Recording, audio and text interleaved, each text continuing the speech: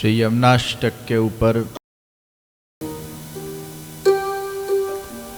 चल रही यह प्रवचन माला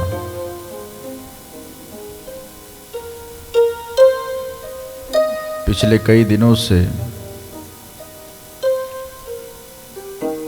नमामि के ऊपर हम चिंतन कर रहे हैं।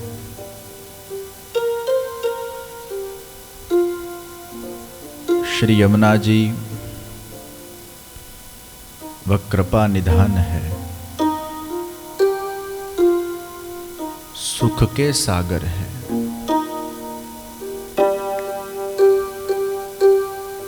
श्रीनाथ जी कृपा के सागर है।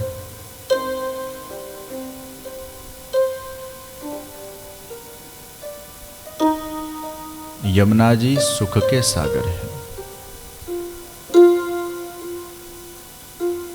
पुष्टि मार्ग के अंदर अगर भक्ति में आगे बढ़ना हो तो यमुना जी की कृपा के बिना यह संभव नहीं है।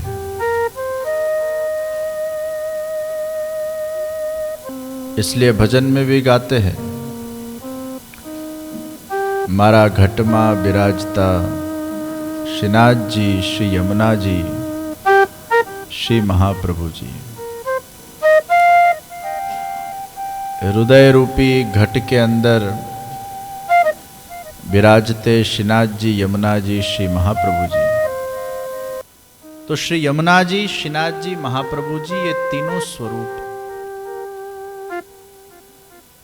पुष्टि करते हैं। पुष्टि यानी कृपा करते हैं। तो महाप्रभु जी के सामने जब आदिदैविक स्वरूप से श्री यमुना जी प्रकट हुए तो महाप्रभु जी ने सबसे पहले नमन किया है। नमामि यमुना। हमने अलग अलग भाव नमन के पीछे के चिंतन में लिए इन दिनों। जैसे जैसे ठाकुर जी जो जो चिंतन हृदय में से प्रकट करते हैं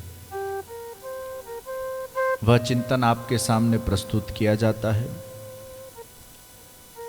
प्रभु ही, श्री वल्लभ प्रभु ही हम में विराज कर ये वाणी को प्रकट करवाते हैं। वही चिंतन करवाते हैं, वही चिंतन करते हैं। हम तो केवल एक यंत्र बन जाते हैं, वो स्वयं पधार कर ही हम में से बुलवाते हैं। और कई बार कथाओं में, सत्संगों में, संकीर्तनों के अंदर भी यही विशेष अनुभूति रहती है कि प्रभु ही पधारते हैं और प्रभु ये सत्संग करते हैं और करवाते हैं। तो श्री महाप्रभु जी ने श्री यमुना जी को नमन किया श्री यमुना जी के महात्म को बढ़ाने के लिए। और क्योंकि श्री यमुना जी के अंदर साक्षात श्याम सुंदर श्री कृष्ण ने ही अष्ट प्रकार के ऐश्वर्यों का दान किया है, वो भगवत संबंध से, वो भगवत सिद्धि के संबंध से भी नमन किया है।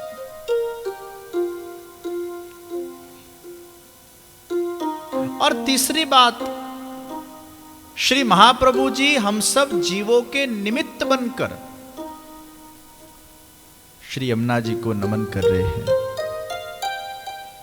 कि हे श्री यमुने महारानी, ये जीव तो बहुत दोषों से भरा हुआ है। आए दिन ये जीव कोई न कोई दोष करता ही रहता है। जाने अनजाने में कुछ न कुछ अपराध तो हमसे होते ही रहते हैं। वो हाथी जैसे कीचड़ में आलोटने के बाद बाहर निकलता है, सरोवर में स्नान करता है, उसको लगता है मैं शुद्ध हो गया, फिर से कीचड़ में जाता है, फिर से गंदा होता है, फिर से स्नान करता है। तो कोई न कोई जाने अनजाने में हमसे दोष अपराध होते ही रहते हैं। तो यमुना जी जब ठाकुर जी को विनती करती, क्योंकि यमुना जी तो महारानी जी है, चतुर्थ प्रिया है और मां भी है। हम सबके मां स्वरूप है, हम उनके बच्चे हैं। तो जब कोई छोटा बच्चा हो और छोटी मोटी गलतियां करता है तो फिर मां उनके पतिदेव के पास जाकर बच्चों के लिए विनती करते हैं कि भले छोटा बालक है, अज्ञान बालक है, भूल करता रहता है, आप इसको माफ कीजिए। तो यमने मां हमेशा हमारी तरफदारी करती है, जीव का ध्यान रखती है, बहुत करुणामय है। और इस जीव को ये जन्म मृत्यु के इस बंधन में से मुक्त करने में भी और ठाकुर जी की कृपा दृष्टि को हम पर करवाने के लिए भी श्री यमुना जी की ही भूमिका है। तो महाप्रभु जी हम सब के पति श्री यमुना जी को नमामि प्रणाम कर रहे हैं। हे श्री यमुने महारानी, आप अपनी कृपा दृष्टि से और प्रभु को इन जीवों के ऊपर कृपा करवा कर इनका उद्धार करिएगा, कल्याण करिएगा। श्री गुसाई जी ने यमुनाष्टक की टीका के अंदर बहुत सारी जगह पर कालिंदी शब्द का प्रयोग किया है। शुरुआत में ही कालिंदी शब्द का प्रयोग है। यमुना जी शब्द न बोलते हुए कालिंदी शब्द का प्रयोग किया, क्यों? तो ये कालिंदी कौन से?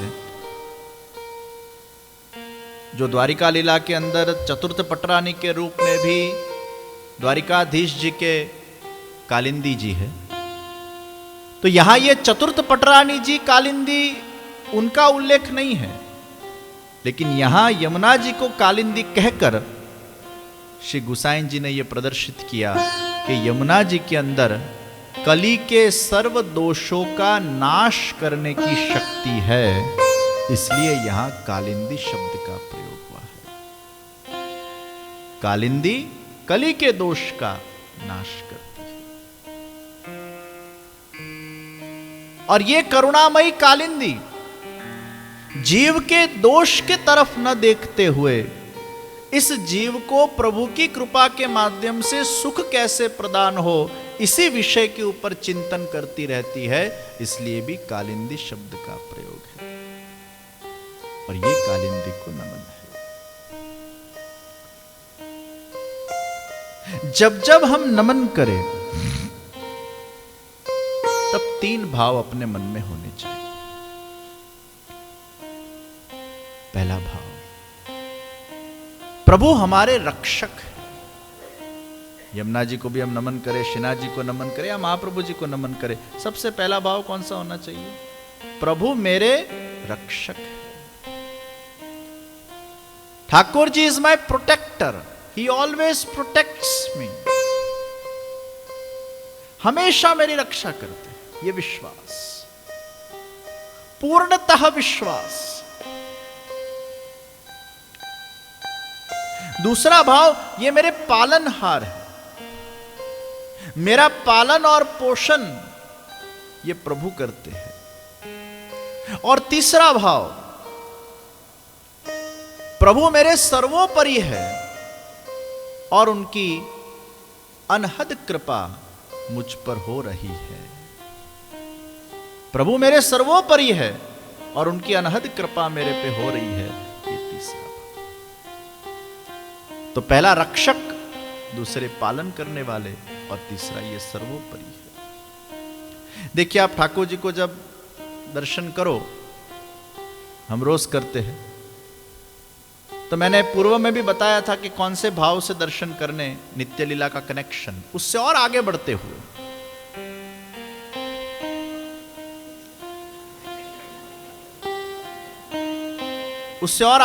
हुए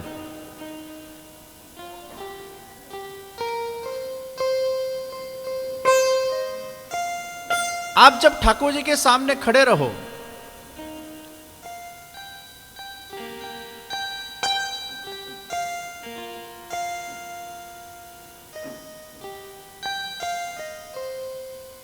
तब हाथ जोड़कर ये 3 भाव का आपके अंदर आप प्रकट कीजिए।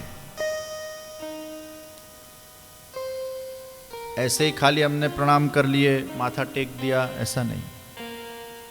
ये 3 भाव को अपने अंदर प्रकट करते हुए फिर अपने मस्तक को आप झुकाइए, और मस्तक झुकाने के वक्त भी ये 3 भाव को हृदय में लाइए। मेरे रक्षक हो, मेरे पालनहार हो, और आप मेरे सर्वोपरि। और फिर वापस उठकर पुनः दर्शन करते करते ये भाव को अपने अंदर जागृत कीजिए। जैसे मोबाइल को चार्ज करके मोबाइल चार्ज हो जाता है, वैसे 1 मिनट का आपका केवल प्रभु के सामने नमन इस भाव से आपको 24 घंटे के लिए चार्ज कर। तो पहला, आप मेरे रक्षक हो। ये भाव ही हमें निश्चिंतता देगा।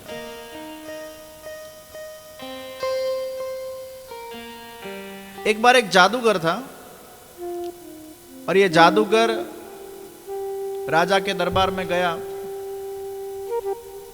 और उसने राजा के मुकुट को ही गायब कर दिया। अब राजा को उसका मुकुट बहुत प्रिय था, वो उसकी दुखती नस थी। अब अगर उसको मुकुट बहुत प्रिय हो और उसको ही वो गायब कर दे तो राजा क्रोधायमान हो गया, और उसने कहा मृत्यु दंड देता हूं, तुम्हें जाओ। तो जादूगर घर पे आया और उसकी पत्नी को उसने कहा, तो पत्नी घबरा गई, 3 दिन में तुम्हारी मृत्यु हो जाएगी। लेकिन वो एकदम प्रसन्न था। तो पत्नी बोली, तुम्हें कोई टेंशन वेंशन नहीं होता क्या? कोई स्ट्रेस वेस नहीं होता? 3 दिन के बाद तुम्हारी मृत्यु होने वाली है। लेकिन नहीं, क्यों? मुझे पता है कुछ न कुछ ठाकुर जी रास्ता निकाल देंगे। उसको विश्वास है, कुछ न कुछ रास्ता निकल जाएगा। क्या निकलेगा वो नहीं पता, लेकिन निकल जाएगा सही। 1 दिन पूरा, 2 दिन पूरे, 3 दिन पूरे, और वो फांसी की घड़ी आ गई सामने और 2 मिनट बाकी थे, फिर भी ये हंस रहा है। अरे तुम्हें कुछ फर्क नहीं पड़ता है, 2 मिनट बाकी, अब तक तो भगवान ने आपको बचा लिया होता। फिर भी इसको विश्वास है। और फिर मरने से पहले पूछते ना, आखिरी इच्छा क्या है? तो पूछने आए। तो इसने कहा, मेरी आखिरी इच्छा यह है कि मुझे राज दरबार में ले जाया जाए और राजा के सामने एक और बार जादू करवाया जाए। राजा ने मंजूरी दी और उसने उड़ता हुआ घोड़ा बनाया। घोड़ा उड़ा। बे राजा को 2 ही चीज पसंद, एक मुकुट और एक घोड़ा।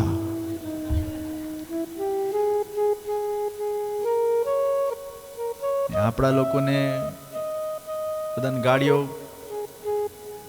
એ જમાનામાં તો ઘોડા જ ગાડી હતી, ઘોડો જ ગાડી, उड़ता घोड़ा। राजा खुश हो गया, वाह भाई, मेरे पास इतने घोड़े लेकिन अभी तक किसी ने ये उड़ते घोड़े का आविष्कार नहीं किया, तू तो महापुरुष निकला, मुझे घोड़ा देगा? महाराज,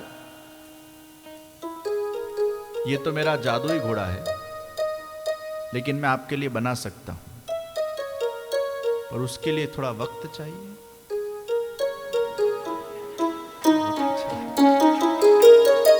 राजा ने कहा, 1 साल तुझे वक्त दिया, जाओ, एक्सटेंशन। वो घर पे आके बोला, देखो भगवान ने मुझे बचा लिया, एक्सटेंशन मिल गया। अब हुआ ऐसा, 6 महीने के बाद राजा ही मर गया।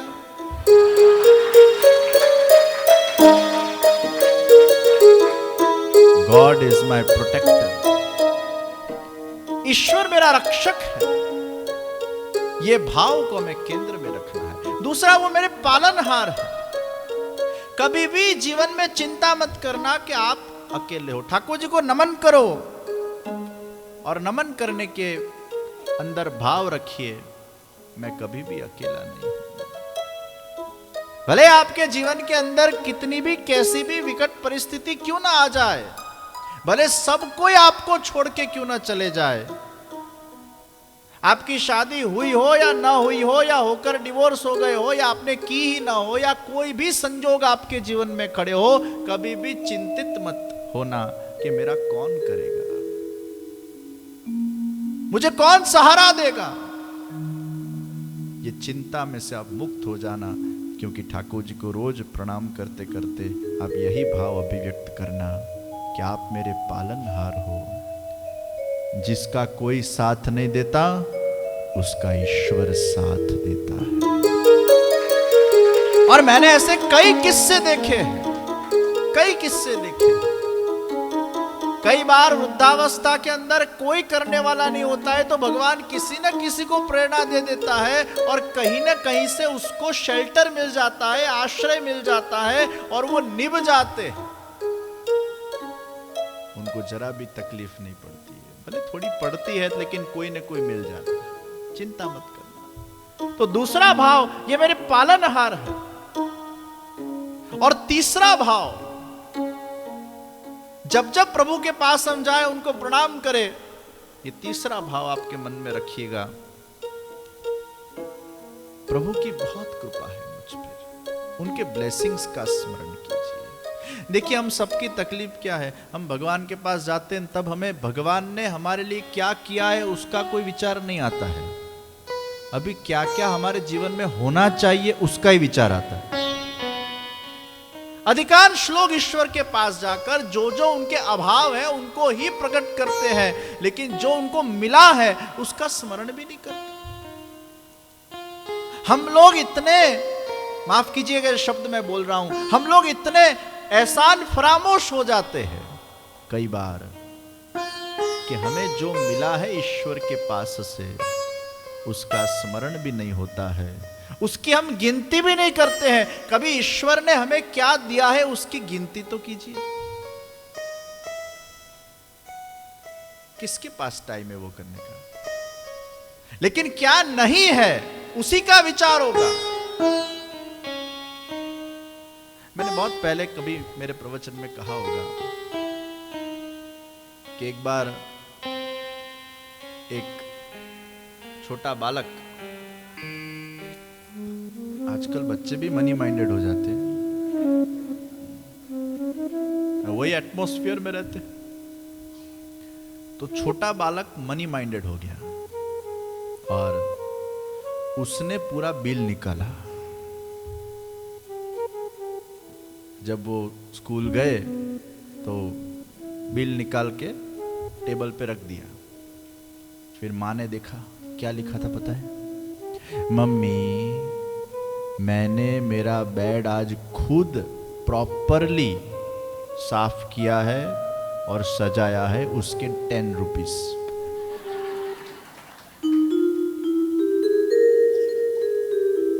मैंने तुम्हें आज किचन साफ करने में मदद की है, उसके 20 रुपीस। मैं आज खुद से नहा लिया हूं, उसके 20 रुपए। ऐसे करते 150 रुपए का बिल निकाला। फिर मां को लगा ये बच्चा बहुत मनी माइंडेड हो गया है, अब इसको गिनती करानी पड़ेगी। बेटा, तेरा जब जन्म हुआ उसका हॉस्पिटल का खर्चा,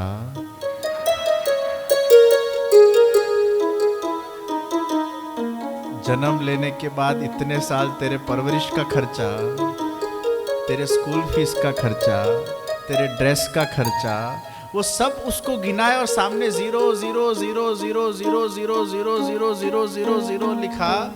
और अंत में माँ ने कहा कि यू डोंट हैव टू पे me anything because I love you and you love me.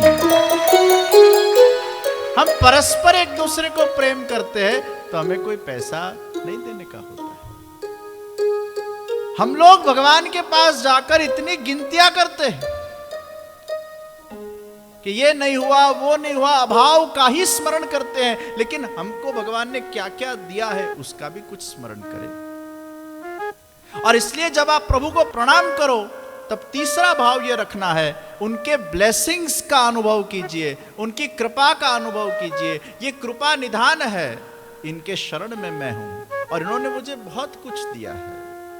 जो है वो भी बहुत कुछ है, जो नहीं है तो उसका तो जीवन में अभाव का तो कभी भी अंत नहीं होगा। अगर हम वर्ल्ड के रिचेस्ट मैन भी बन जाएंगे तो भी सेकंड नंबर पे भी आएंगे तो भी उसको अभाव ही लगेगा, फर्स्ट पे क्यों नहीं होगा। दुनिया के अंदर अभाव का तो अंत ही नहीं है। तो हमको जो भगवान ने दिया है उसका वैल्यू क्रिएशन कीजिए।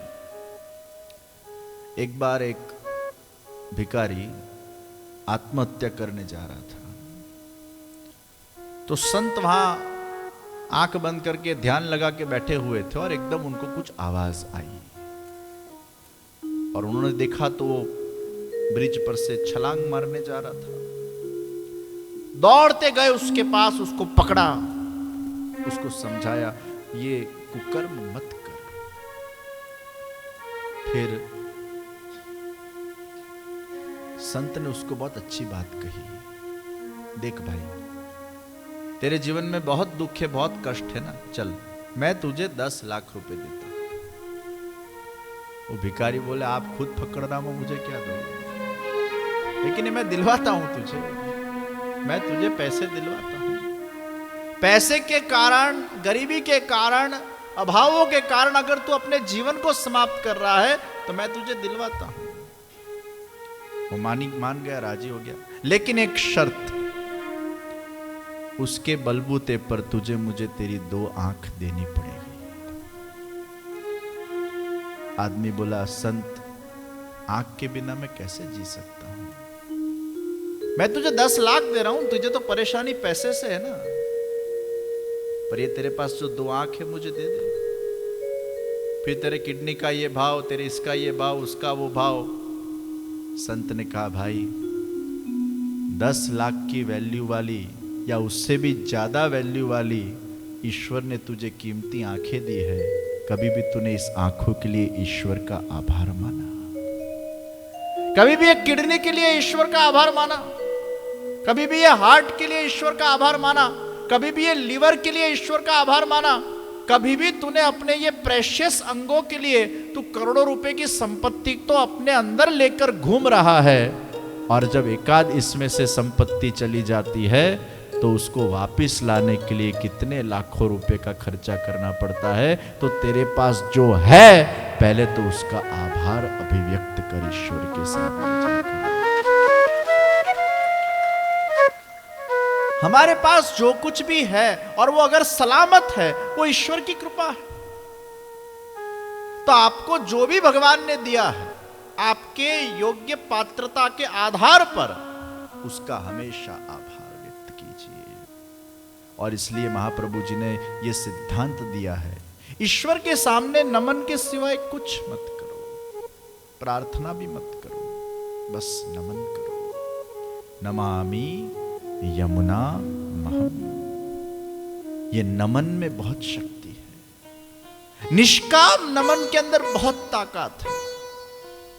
निष्काम नमन करो जो आपको भी सुकून दे।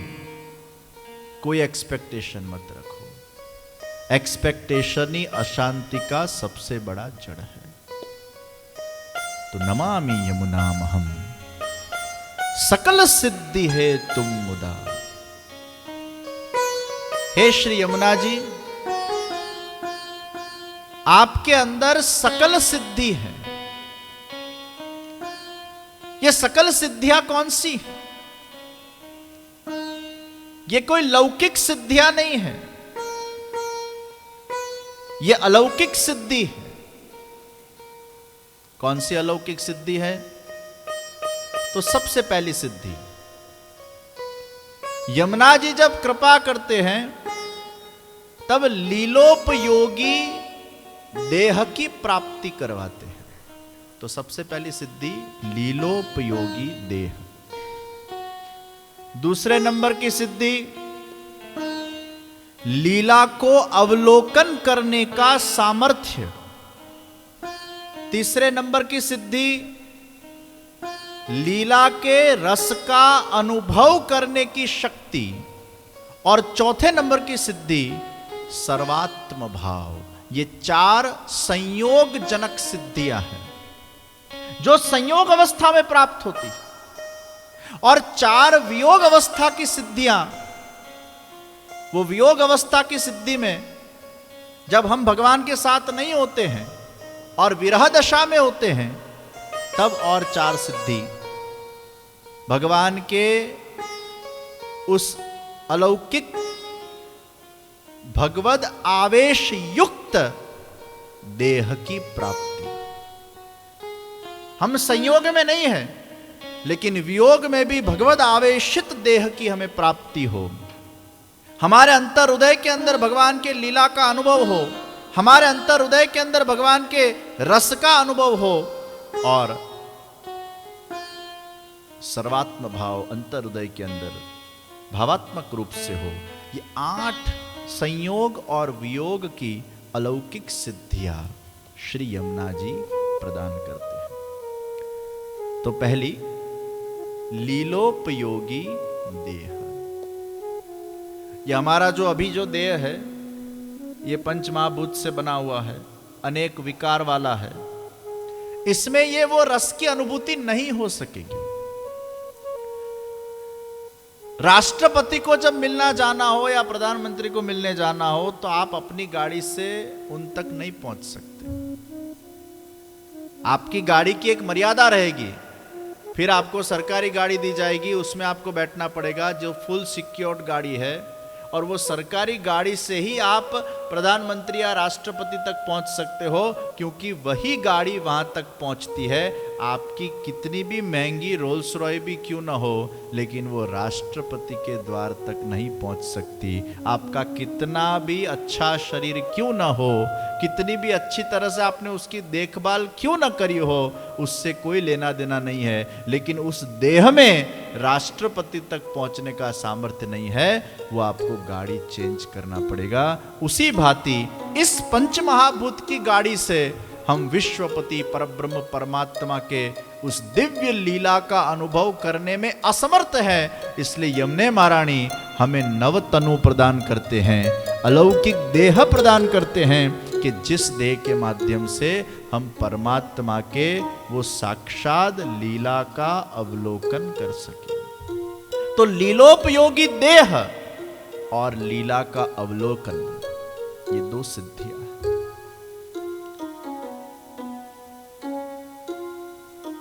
तो यमुना जी की कृपा से मृत्यु के पश्चात भगवत धाम गोलोक धाम में हमें ये नवीन तन प्राप्त होता है,